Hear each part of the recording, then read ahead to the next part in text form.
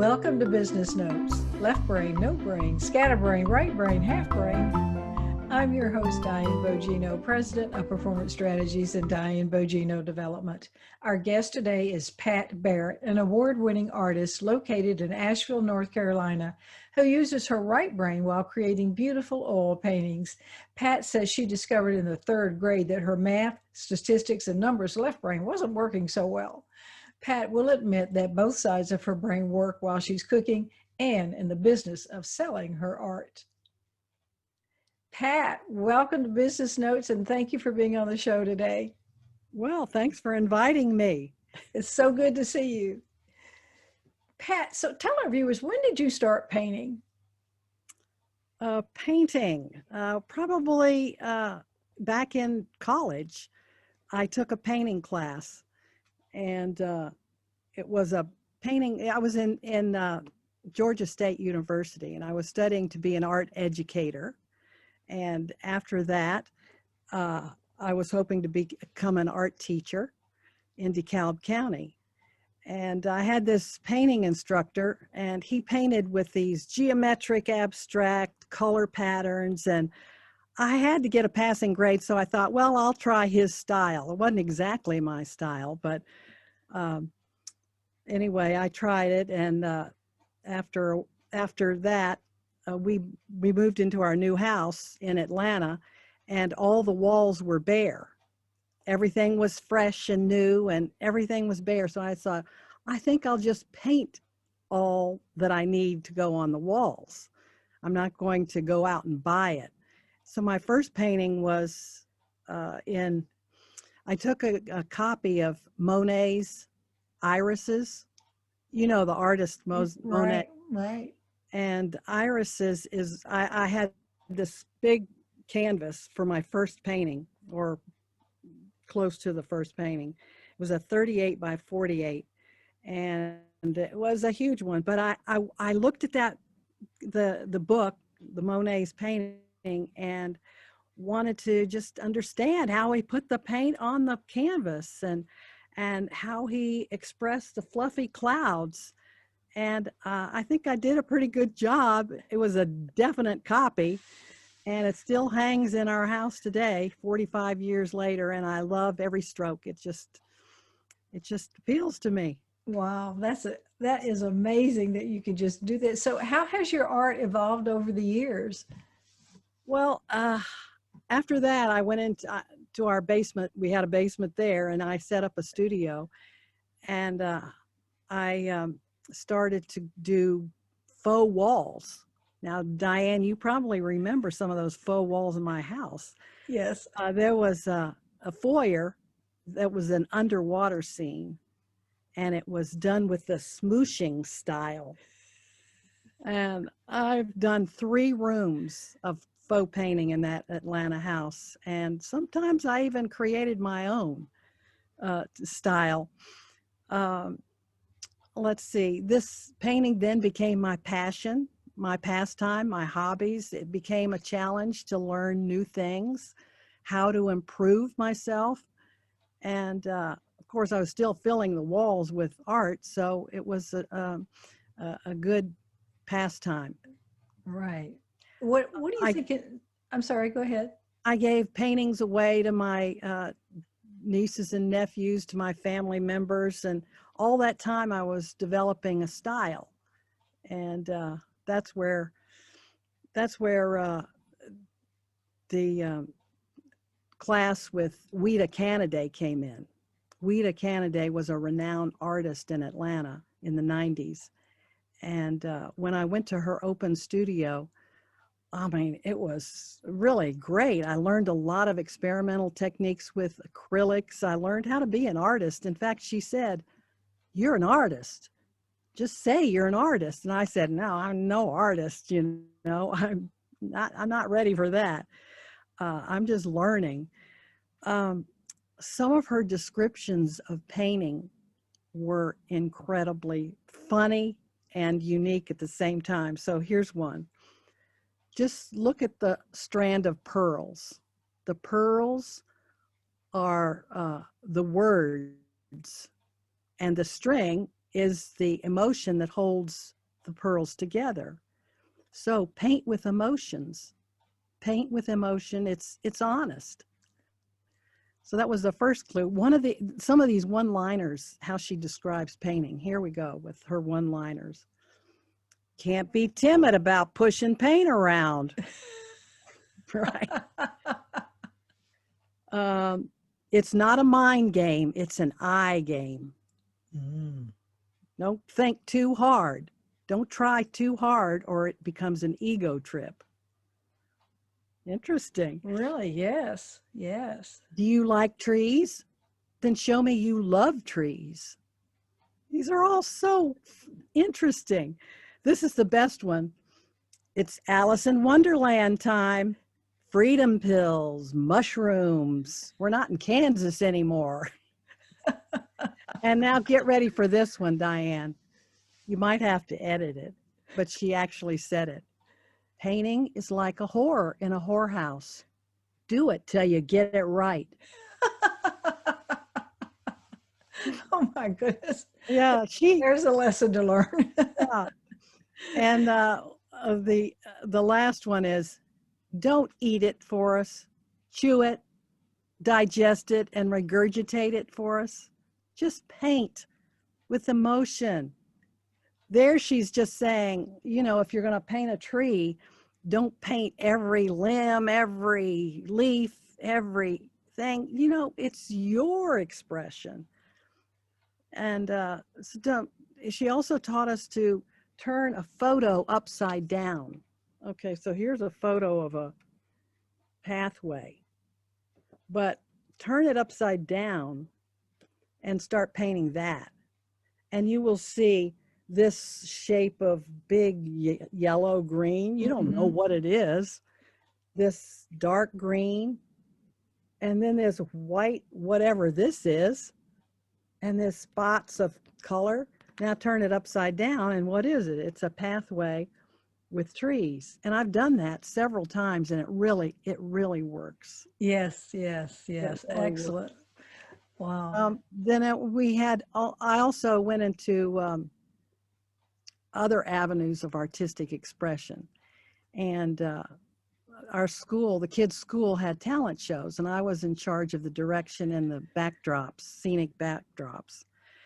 And Diane, let me tell your audience that you were the amazing MC all during those talent shows, and with your sparkling personality and your witty sayings, you held the audience in just anticipation and applause. Okay, hey, and you had those sparkly evening gowns too. See, I see it differently because I would tell people that you were in the back sweating bullets and I was in the front just eating up the applause in my nice dress. That's right. But thank you for those words. I loved being backstage with them. It was really great. Yeah. Then I started painting 8-foot long banners for bar mitzvahs and anniversaries. I did calligraphy. I addressed envelopes for weddings, and I even addressed certificates for the Atlanta JCs. Had an art class with teenagers and also an art class with Alzheimer's patients. And I called those art classes Art from the Heart. Oh, Yep. yeah. And then I did chair makeovers. Patrick, our son, wanted a Jimi Hendrix chair. So I went to an antique store and painted his face on the chair seat and the purple haze on the back of it. And then there's garden chairs. How about taking old tiles, mosaic tiles, and making a mosaic coffee table out of an old coffee table? So yeah, that was how it evolved. yeah. All those different things. What inspired you to be an artist in the first place? Well, I guess it was my dad and my aunt. My father was a commercial artist, graphic artist, and he was a color separator in a printing company. And that sounds so ancient and foreign now because we're all digital and click, click. But he would point out beautiful things in nature, show me the shadows and patterns and color combinations. And these are things that artists look at. You know, some people overlook them, but we have to notice every little thing. Right. My aunt, she was a fashion illustrator for a newspaper in Baltimore when she was young, and later in her life she did beautiful pastel portraits. So yes, she did really good work. So let me ask you a question. Do you think that you enjoy painting for yourself, or if somebody commissions you to do something, which is more enjoyable to you, or does it matter? That is a good question, because lately I've gotten a lot of commissions and I find they're not as expressive as I want, but I'm getting better at it. In fact, this one right here gave me a little problems because I was trying too hard. There you go, trying too hard. Trying too hard to fit into your client's picture, I guess you would say, what they wanted. Right, and make sure that the color is right, and um, trying to understand, well, first of all, to understand what they really wanted and how they wanted to match their sofa. But I wanted to be myself too. Right, right. Yeah, kind of stunted your expression, right? I could see that. What advice would you give to an aspiring artist? Oh, yes. I would say look at all the artists. Just keep going through Instagram, going through books. Just keep doing it and find a favorite artist and look at their paintings and just understand it. Don't copy them, but just understand how they made the light come through the trees and how they made that dappled shade. And I also would say that this is something I never did because didn't become a business for me or livelihood. You should paint every day. I don't, but there are people who they do. They have to paint every day, and of course, the more you do it, you know, it's like the whore in the whorehouse. The more you do it, the better you get at it. That's true. What's the most important artist tool in your studio? In other words, is there something that you can't live without that's in your studio? Oh man, it wouldn't. I'm not necessarily a person who listens to music all the time, but people would say that would be one of them. No, I guess it's just my paints and my my tools. Yeah. No, there's nothing. My smock. You got to have your Nothing smile. deep. I can't think of anything really deep to say about that. That's okay. At your age, which I'm not going to say, you are still painting. You say you don't do it every day, but you are still painting. And I think that's a good thing about art. You can do it until you drop dead, right? Right, you can. Well, let's see, the guy Matisse, the painter Matisse, he was in bed doing all those uh, color, paper color cutouts. They were amazing. He did it all in bed with his big old easel in front of him. So yeah, we can do it until we drop dead, I guess. That's what'll happen. Well, you said when you started out that you were thinking of being an art teacher. Do you teach art now? No, no. Um, let's see. Someone asked me if I would teach, but I don't know. There are other things I want to do. I want to golf. I want to be with my grandgirls. I want to swim. I don't want to be really tied down to a whole lot of stuff. Right. No schedules, right? No, no. One day at a time. Right, right. Pat, what's the best way for somebody to look at your art and purchase art from you? Well, I have a lot of different things. I have a card. Right? I have a website, Right? What's and your website? patbarrettart.com.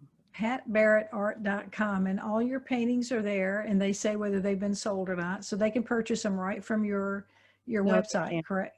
No, they No? can't. They have to email me. Okay, all right. Speaking of your cards, you've put together a package of cards that people can purchase for, like, are they postcards or get or message cards? These are art note cards, Ah, and beautiful. I put together a package of 6. These happen to be Asheville, Mm, the scenes in Asheville. There's the Biltmore House, and uh, this is one of the App Trail. mm.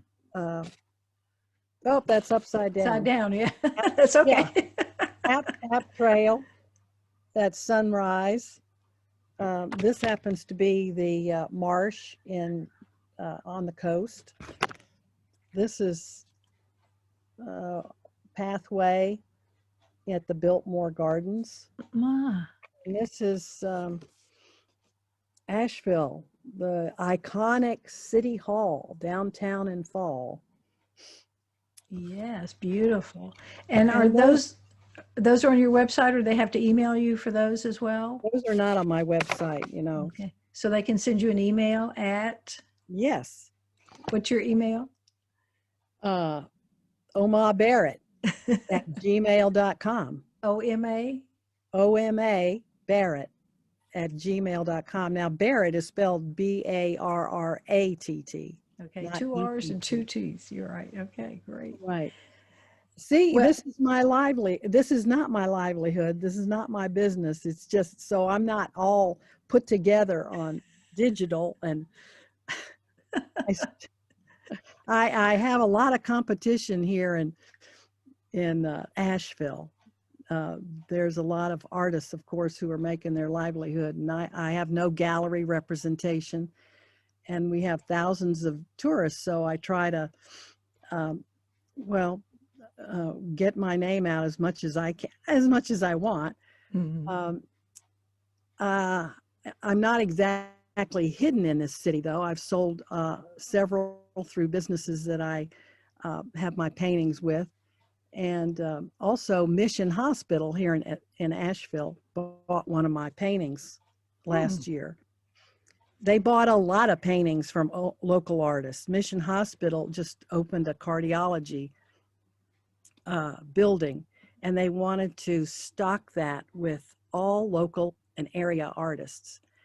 And it's beautiful. The art is beautiful in there. I was so proud to have one in there. It's Yeah. probably stuck in an office somewhere and not in the main lobby, but it's like an art museum in a Mm. hospital. Yeah, right. Diane, you should have a witty saying for that one. An art museum in a hospital.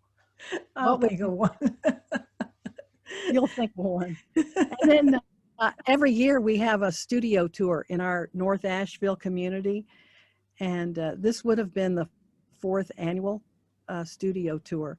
But of course, we had the virus and we decided not to do that. But we have tourists from all over the Southeast and also here in the city. And I have my best art patron is from Atlanta. I mean, not Atlanta, but Alabama. She comes and comes to my studio and first off, so she's really been a good art patron.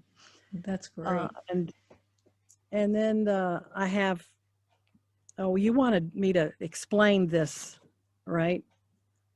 This. Yes. Let's talk about that Well, for, um, I figured out that the my art style has matched my personality. Okay, so I'm self-taught. So that right. means that personality wise, that means that I like to do things on my own. I Mhm. don't want to, I want to learn it by myself. And I guess that's why hated school and I hated tests and just all those cliches. I'm a late bloomer. It's just I wanted to do it all on my own. The next one is paints with passion. Well, I have been known to blare some passionate music like the Bee Gees while I'm painting. And I've been known to cry too. So I Mm. do paint with passion. I mix the details. I don't want to have it perfection.